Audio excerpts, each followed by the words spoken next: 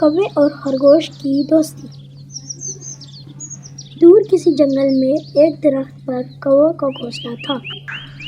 کوے بہت ہنسی خوشی رہتے تھے۔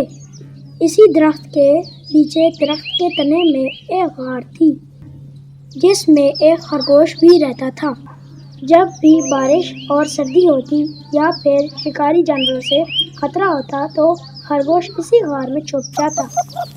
کوے اور خرگوش آپس میں بہت اچھے دوست تھے۔ دونوں مشکل وقت میں ایک دوسرے کی مدد کرتے تھے۔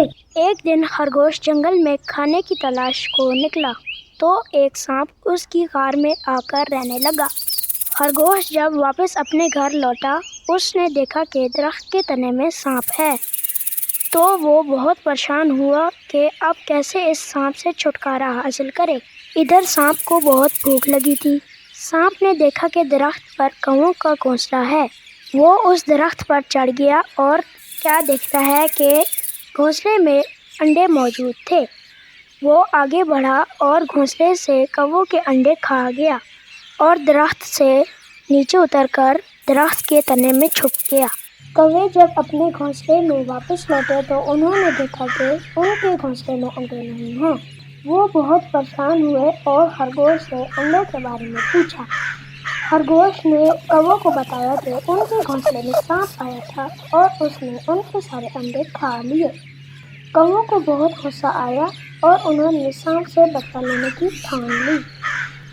کوے اور خرگوش نے مل کر ایک بہت خطرناک پلان بنایا۔ وہ لومڑی کے علاقے میں جا پہنچے۔ خرگوش ایک سیب کے درخت کے پاس پہنچا جہاں بہت سے سیب لگے ہوئے تھے، لیکن خرگوش درخت سے سیب نہیں توڑ سکتا تھا۔ اس نے کووں سے کہا تو کوے اڑ کر اس درخت کے اوپر سے سیب توڑ کر نیچے پھینکنے لگے۔ خرگوش سیب اٹھا کر اپنے گھر کی طرف جانے لگا۔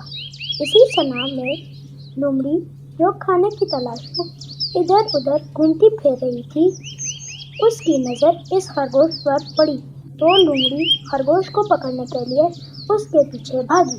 خرگوش بھاگ کر گھنی جھاڑیوں میں چھپ گیا۔ لومڑی خرگوش کو تلاش کرتی پھر رہی تھی۔ اتنے میں کووں نے لومڑی سے کہا، تمہیں کس کی تلاش ہے؟ ہم تمہاری مدد کریں گے۔ کووں کی بات سن کر لومڑی بہت خوش ہوئی اور لومڑی نے کووں سے کہا، ایک خرگوش میرے سیب کے درخت سے سیب چوری کر کے لے گیا ہے۔ کووں نے کہا، کیوں نہیں، خرگوش کو اس کی سزا ملنی چاہیے۔ لومڑی بہت خوش ہوئی۔ کووں نے لومڑی سے خرگوش کا حلیہ پوچھا تو اس نے بتا دیا۔ کووں نے کہا، ہم اس خرگوش کا گھر جانتے ہیں، اور لومڑی کو اس جگہ لے کر پہنچے جہاں پر خرگوش رہتا تھا۔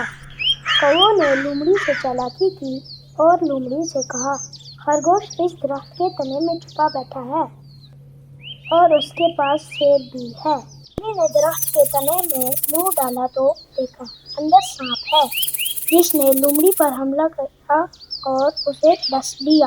لومڑی نے غصے میں سانپ کو اپنے تیز دانتوں اور پنجوں سے چیر پھاڑ ڈالا۔